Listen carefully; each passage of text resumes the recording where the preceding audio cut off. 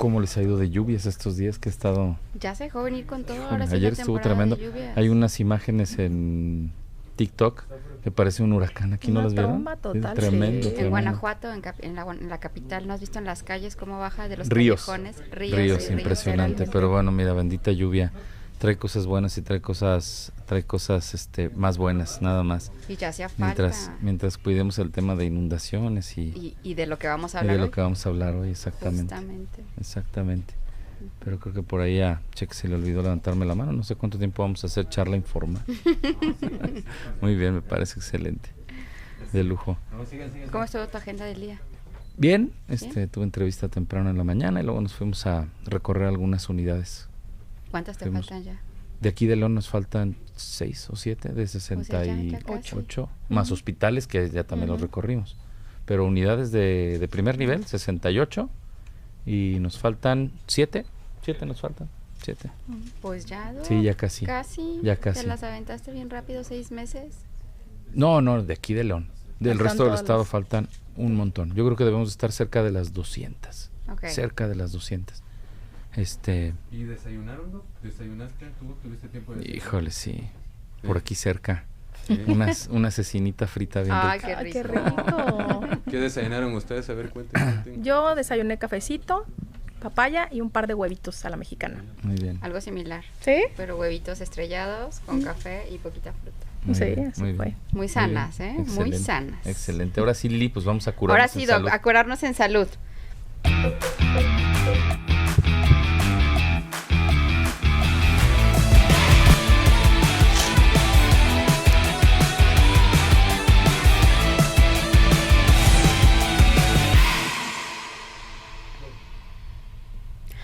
Hola, ¿qué tal? Buenos días, bienvenidos a todos y a todas. Muchas gracias por acompañarnos nuevamente en otro episodio más de Curados en Salud.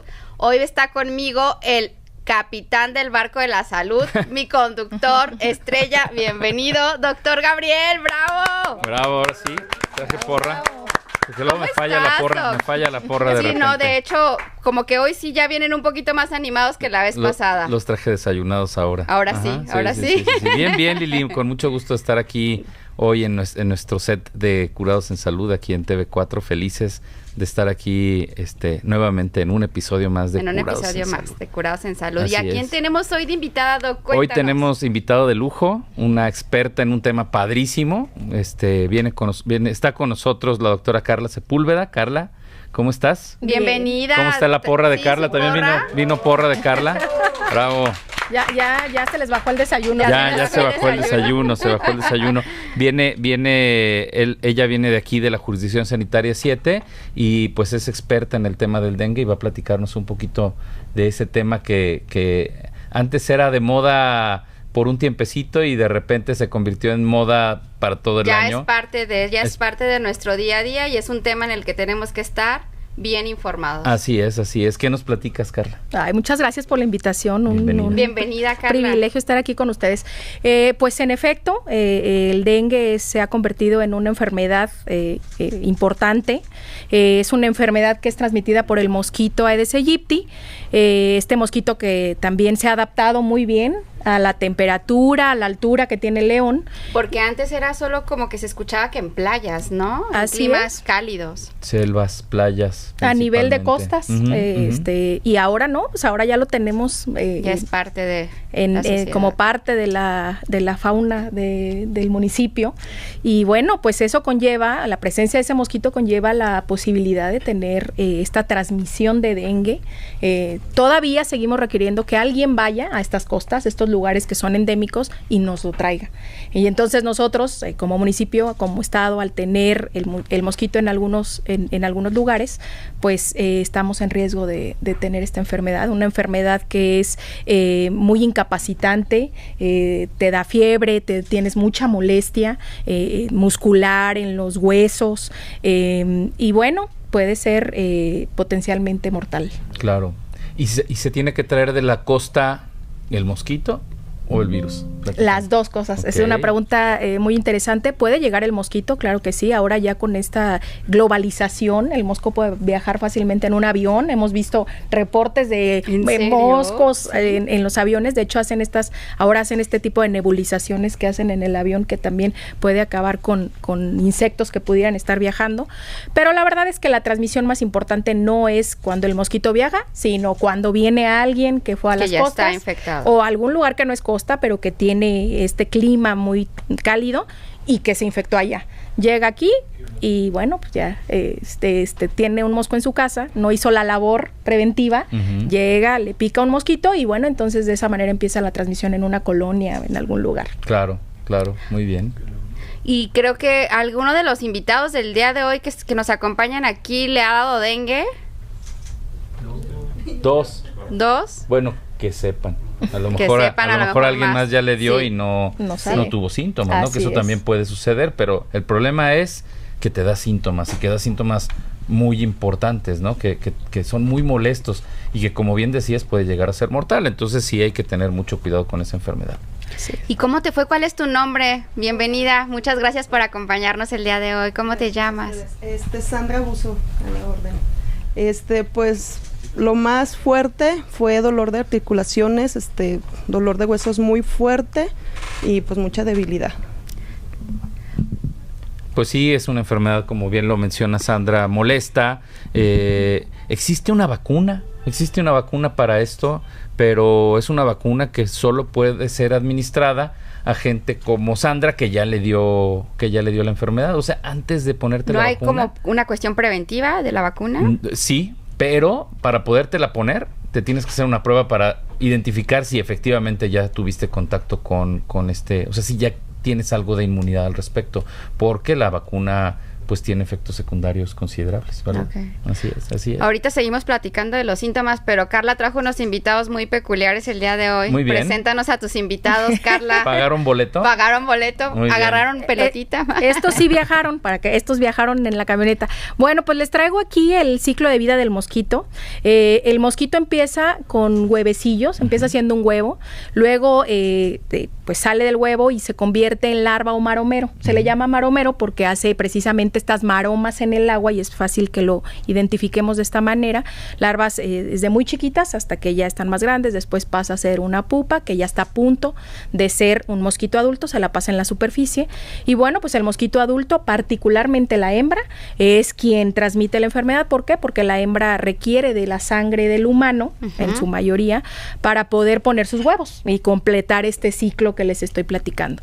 En ese transcurso, cuando es adulto y se alimenta de sangre, puede que coincida que se alimentó de alguien infectado con alguno de los... Oye, ¿y cómo podemos tipos? identificar ese mosquito? Porque mosquitos, y más en temporada de lluvias hay un buen... ¿Cómo sabemos cuando sí es ese mosquito? Y más porque apachurrados todos se parecen, Sí, ¿no? Y todos son igual de molestos. Bueno, este mosquito particularmente le gusta estar... intradomiciliario o peridomiciliario, muy cercano a las casas. Es hogareño. Es muy hogareño, es muy delicado, le gusta el agua limpia, no le gusta el agua sucia. Todo ese mosco que vemos en los jardines, en los en enjambres, en los focos, ese no es el mosco que nos interesa. El mosco que verdaderamente puede transmitir esta enfermedad es un mosco que está por ahí detrás del cuadro, en el closet, debajo de la cama, está al interior de la casa. O sea, se desarrolla en espacios limpios, o sea, es un mosco limpio. Se desarrolla en los patios. Por eso lo de los floreros y así todo es, eso. Okay. En el patio, sobre todo en las cubetas, en los tambos que no están bien tapados, que no están bien lavados. Lugares que tenemos en casa, cosas que tenemos así en casa. Es, puede ser mano. Los floreros. Y normalmente está afuera, pero ya cuando se va a alimentar es que entra porque ahí estamos nosotros. Entonces, al adulto lo encontramos al interior de la casa y el huevecillo, la larva, el maromero está en los patios. Por eso es que revisamos los patios. Y de ahí la importancia de las actividades o las acciones que tomamos nosotros en casa para evitar tener criaderos de moscos en nuestra casa, ¿no? O sea, es hogareño y las cosas que tenemos que hacer contra el dengue son dentro de la casa, ¿no? ¿Cuáles son las acciones que tenemos que llevar a cabo? Bueno, lo principal y lo más importante es no acostumbrarnos a vivir con moscos. Claro. Pareciera que ya nos acostumbramos a vivir con ellos, estamos ahí viendo la tele, leyendo un libro, ya a punto de dormir y escuchamos ese mosquito ahí. Y ese es el mosquito hembra que está buscando alimentarse del género Aedes aegypti, de esta especie. Entonces, lo que tenemos que hacer es, una vez que escuchamos un mosco en casa, la verdad es que tenemos inmediatamente, a lo mejor no en la noche, pero sí al día siguiente, pues levantarnos a buscarlo, a ver dónde está el criadero, si no hemos lavado el tinaco, si no tenemos tapado el aljibe o el tinaco tampoco está tapado, muy probablemente el criadero esté en esos recipientes grandes que tenemos en casa. Si no tallamos el tambo, el bebedero del perro o de la mascota que no está bien tallado, estos floreros, nos encanta tener flores acuáticas o fuentes al interior de las casas o en los fraccionamientos, y muchas veces estos tipos de contenedores son los criaderos más importantes que tenemos en el municipio para este. O sea, los recipientes taparlos, tenerlos limpios, lavarlos. Ajá. Así es. Y los contenedores o las corcholatitas que de repente se quedan en el piso y que llueve o cae, o a la hora de trapear cae agua y ahí los cacharros, las llantas que luego de repente en el patio uno deja y va acumulando cosas así. Todo eso es un potencial criadero de dengue. Sí, el problema de la acumulación representa un parteaguas en esta enfermedad. Estamos cada vez acumulando más cosas, entonces el llamado es precisamente a lavar todos aquellos recipientes en los que por algún motivo tenemos que guardar agua, a tirar todos aquellos que ya no ocupamos y que el agua de lluvia, que es la favorita de los mosquitos, en estas temporadas, pues llega y se estanca y entonces empieza. ¿Y por qué el agua de lluvia es la favorita? Tiene esta microbiota, o sea, tiene como, bichitos. Que le gusta y que hace que el mosquito se reproduzca más rápidamente. Oye, el agua de los floreros, ¿qué tan frecuentemente tenemos que cambiarlo? Porque luego de repente esperamos a que se haga una nata ahí terrible de cosas. El promedio para cambiar el agua es menos de 7 días. O sea, cada semana hay que estarla revisando y limpiando porque más o menos eso es lo que dura el ciclo de vida para que salga el mosco adulto. Entonces, habrá que estar revisando. Ojo por ahí con las raíces. Hay plantas que tienen raíces y que si no las lavamos bien, ahí se quedan pegados los huevos que son microscópicos y que luego, entonces, yo sí le cambié, pero si no revisamos las raíces, a los 3-4 días salen las lavas. Nomás les cambiamos la cuna. Así es, nada más les cambiamos el agua más limpia con más bichitos para que crezcan y resulta siendo lo mismo. Muy bien, qué interesante, ¿no? Oye, Doc, ¿qué te parece si pasamos a curarnos en salud con alguno de nuestros invitados? A la gustada sección. A la gustada sección donde está el temible Luis Jonás. Así es, está invitado como siempre, es parte del staff. Tenemos aquí un bombo con números y colores especiales, y se les repartió antes de empezar el programa a los invitados, así que con la mano santa de la doctora Carla vamos a encontrar a ver quién es el afortunado. A ver, vamos a ver. A ver, 8 rojo. ¿A quién le tocó? ¿A quién le salió 8 rojo? ¿A quién le tocó? Allá está el 8 rojo. A ver. Vamos a pasar a Cris. Vas, Cris. Vamos a pasar a Cris. ¿Qué le vamos a hacer hoy a Christopher Luis Jonás? Pues como tenemos aquí esta sección, generalmente es con las pruebas para detección de enfermedades crónicas. Pues hoy saliste premiado con una detección de lípidos. Okay. Vamos a checar tus triglicéridos, colesterol, HDL y LDL. Todo mediante un piquetito y 3 minutitos para dar tus resultados. Ok, aquí yo tengo una pregunta aprovechando. ¿Por qué se alimentan de sangre los mosquitos? ¿Por qué les gusta tanto la sangre a los mosquitos? Buena pregunta. ¿Por qué? Bueno, lo que sabemos es que en la sangre están como estas vitaminas y minerales que requiere la hembra para poder poner los huevos. Entonces ese es el motivo por qué buscan alimentarse de sangre. ¿Y hay algún tipo de sangre que prefieran? No, la verdad es que no. Lo que sí es el atrayente. En el caso de los humanos, lo que los puede atraer es, por ejemplo, el humor, como ese perfume que emitimos nosotros. Puede ser que el humor de una persona sea más atrayente o no para los mosquitos, porque si hay gente que dice, a mí me pican mucho, y habrá otros que dicen, a mí no me pican. Claro. El pH de la piel, es decir, qué tan ácida o básica está la piel, y las glándulas sudoríparas, si suda o no suda, el tamaño de la persona, también no es lo mismo tener una superficie menor a tener mayor superficie corporal y entonces, pues, digamos, el mosquito ve mucho más de dónde picar. En algún libro leí que la sangre O, el tipo O. O positivo. Pero pues también es la más frecuente, es la más entonces común, pues ¿no? Ahí está, claro. Sesgado. Así es, ¿no? No tiene, decían, es que se enferman tantos de diabetes, es que a los que tienen diabetes les da más tal situación, ¿no? Lo que pasa es que ese es el número de diabéticos igual acá con la sangre tipo O, ¿no? Oye, doctora, hace rato comentaste que el mosco hembra es el que transmite. ¿Por qué el mosco hembra? Porque es el que se alimenta de sangre. Okay. En el caso del macho se alimenta de jugos y néctar tanto de las flores como de las frutas, entonces él no pica, no es capaz de transmitir. Si él también se alimentara de sangre, también podría, pero en este caso él no requiere la sangre porque no pone los huevos. Al final del día, entonces, el tema de que evitemos la reproducción del mosco básicamente está en nuestras manos, Doc. O sea, al final del día es una cuestión preventiva, está en casa, es estar al pendiente de las acciones, lava, tapa, voltea y tira, fumiga, usa repelente, puede servir, por supuesto, mangas largas, aunque con el calor de pronto es medio complicado, pero bueno, cubrirse lo más posible, utilizar mosquiteros, tener mosquiteros en casa o utilizar estos velos que les ponen a los bebés funciona, ¿no? Claro. Mientras el mosquito se quede fuera del velo. Así es, muy bien. ¿Cómo vamos con los resultados? Todavía no tenemos resultados, pero está sufriendo nuestro ¿Estuvo durísimo? Sí. Es que no me gustan las inyecciones. ¿No? Ay, Cris. ¿No tienes tatuajes?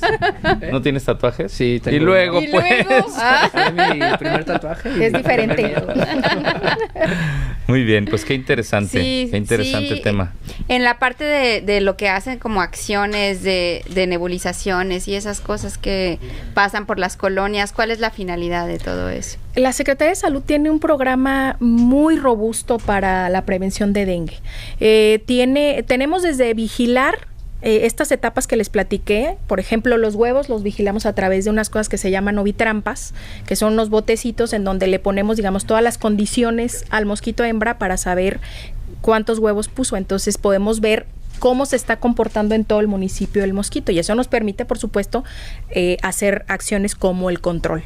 Y el control, bueno, pues tenemos a los compañeros brigadistas que van de casa en casa para identificar, no hacen otra cosa que identificar los criaderos que pudiéramos tener. O los potenciales lugares donde se podría desarrollar, te ayudan como a identificar eso. A identificar. Y bueno, por otro lado, por supuesto, que ya nada más es la cerecita del pastel y que no le debemos de dejar solo a esa actividad la prevención de dengue. Por supuesto, tenemos la nebulización y termonebulización. Pero realmente este programa tan grande y tan fuerte se convierte en nada si no tenemos la participación ciudadana y la responsabilidad al interior de nuestras casas. Fíjate que siempre, perdón, te interrumpo, siempre estoy yo insistiendo en el tema de decirle a la gente, si por tu casa no están nebulizando, no te preocupes, por ahí no está identificado el mosquito, ¿no? Estamos nebulizando en donde identificamos que está presente, que se está desarrollando ahí criaderos de mosquito, ¿no? Así es. Definitivamente la responsabilidad es de la población, de cada uno de nosotros al interior de nuestras casas en la identificación de estos criaderos. Claro, muy bien. ¿Ya salimos? Listo, tenemos ya los resultados aquí del compañero. Muy bien. Sí, su colesterol es menor a 100. Ok. Quiere decir que tiene un buen control en cuestión a los alimentos de origen animal. Muy Después está tu HDL, que es una grasa buena o que conocemos como el colesterol bueno del cuerpo. Está en 34. En los hombres se recomienda estar arriba de 45 miligramos, de 45 miligramos. Sí, entonces por ahí hay que consumir un poquito más de verduras, pollo, pescado, algunas de esas recomendaciones. Salmón. Nada más, el único parámetro que está alterado en este caso son tus triglicéridos, porque están en 444. Y tenemos que estar por debajo de 150, entonces quiere decir que estamos ahí consumiendo un exceso de harinas. Así es. Estas pruebas no son, son un poquito sensibles, pero aún así él me comenta que ya desayunó su último alimento desde las 9:30 de la mañana, que lo correcto los utilizamos en las unidades de salud en ayuno. Claro. ¿Sí?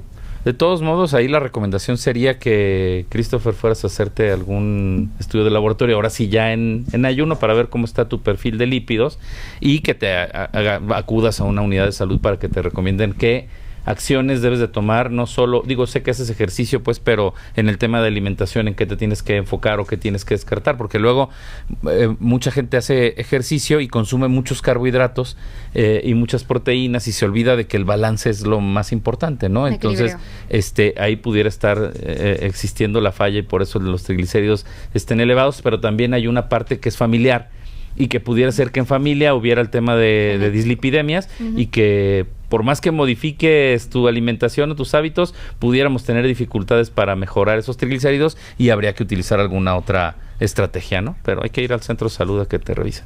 Al cabo ahí andas todos los días. Así es. Muy bien, aplauso, Christopher. Aplauso.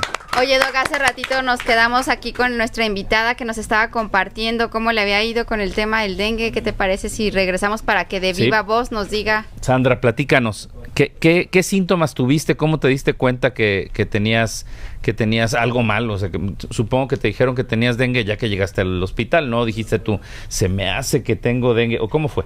No, el principal síntoma, empecé con dolor de cabeza. Fue dolor de cabeza muy intenso. Tuve también fiebre.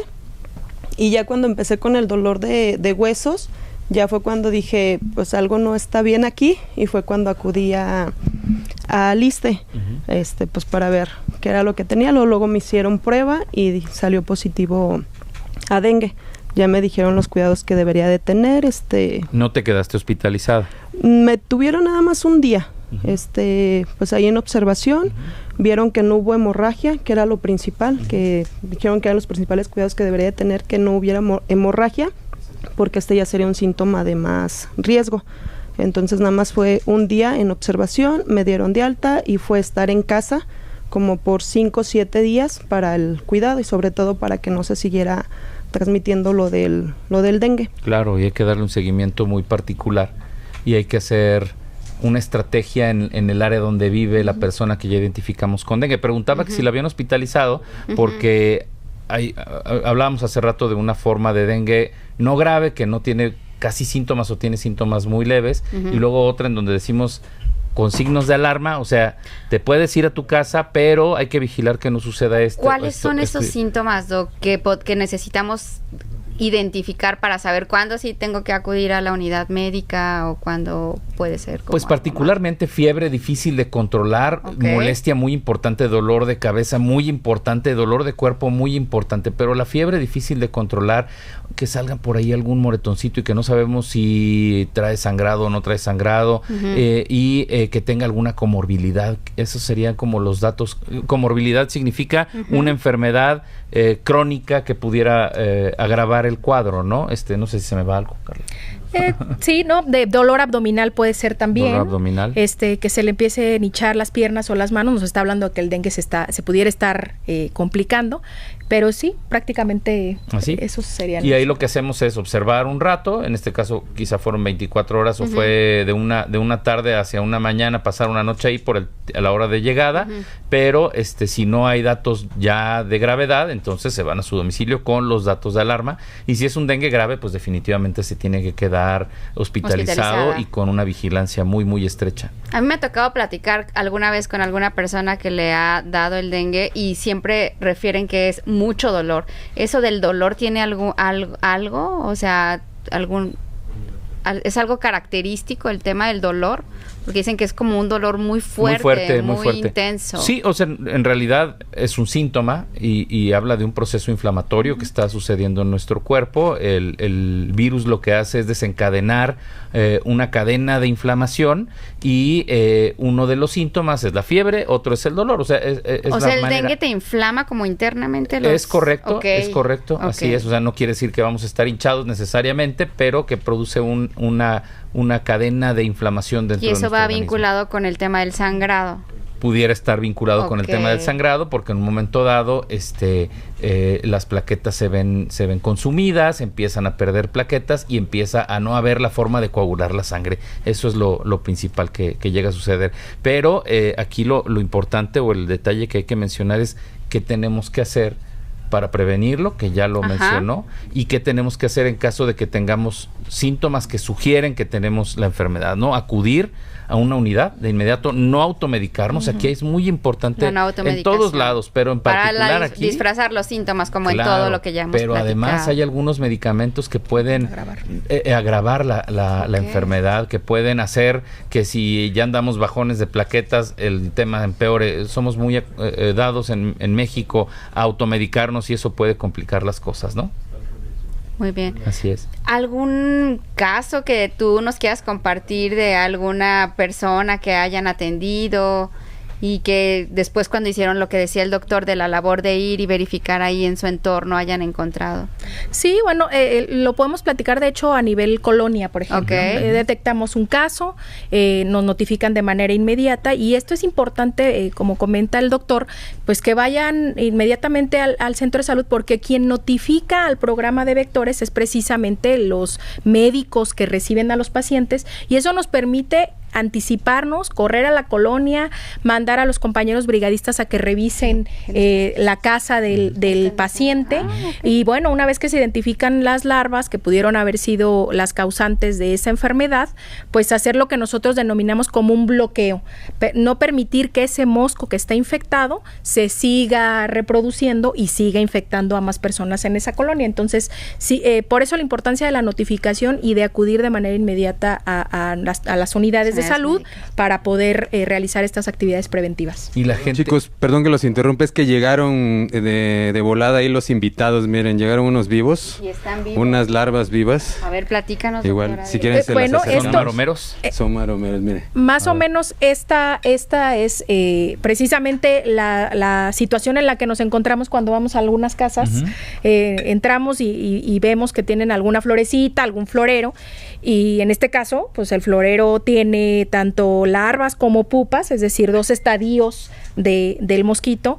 Estas que están más cabezonas, que están más gorditas, están a punto de convertirse en mosco, entonces vamos a tener particularmente cuidado de que no vayan a emerger, porque bueno, finalmente constituyen un riesgo. Claro, por supuesto. Y hacemos un trabajo especial, por ejemplo, cuando es la época de Día de Muertos, en donde vamos a visitar a nuestros deudos, y que llegamos, ponemos las flores, les echamos agüita y nos vamos, y ahí dejamos el agua y nadie va a ir a cambiar el agua en Esa esos es agua días. estancada que potencialmente se va a convertir en un Y los cadáver. días siguientes va la gente a visitar el cementerio nuevamente, Y el y ahí mosco. es donde empieza la picadera de gente, ¿no? Sí, ahí la recomendación sería que cambiáramos estas plantas vivas, a lo mejor por unas plantas artificiales, Ujú. que le pusiéramos arena o que les pongamos incluso cemento, hasta van a durar más que unas Claro. naturales, ¿no? Y de esta manera también podemos evitar en estos lugares la reproducción del mosquito y el riesgo de contraer dengue. Nuestro abuelo no se va a agüitar si es es natural. naturaleza muerta. Ajá, así es, así es. Doc, ¿algo más que queramos agregar en el tema de la prevención, Yo creo en que el tema de la identificación de síntomas? eso básicamente. Yo creo que es difícil hablar de porcentajes, pero podríamos decir que la parte que trabaja la Secretaría de Salud junto con el municipio representa un 40-50% de la importancia en el buen desempeño de una temporada de dengue, y el otro 50-60% está en casa.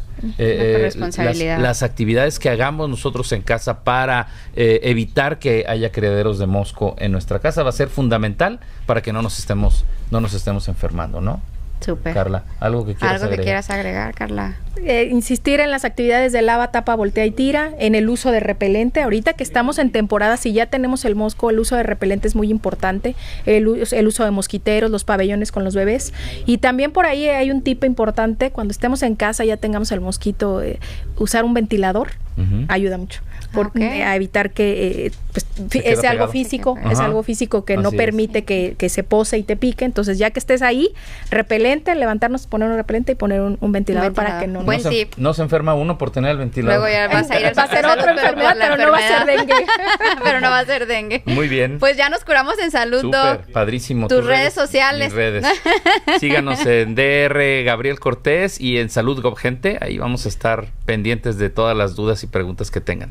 Carla. Las redes sociales de la jurisdicción sanitaria número 7 son JS7 en las 3 plataformas. Súper bien. Y nosotros, pues ya saben, @Curados en Salud en Instagram, en YouTube, síganos en la página de la Secretaría de Salud y nos vemos pronto en el próximo episodio. Muchas gracias. Gracias. Gracias, TV4. Gracias.